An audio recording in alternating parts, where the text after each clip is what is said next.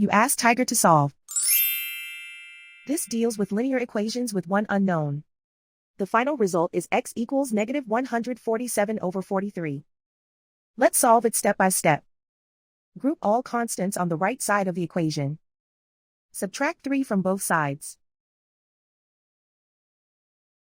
Group like terms. Simplify the arithmetic.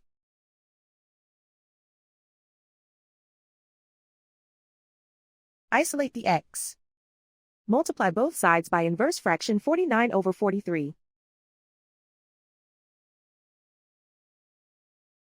Group like terms. Multiply the coefficients. Simplify the fraction. Multiply the fractions.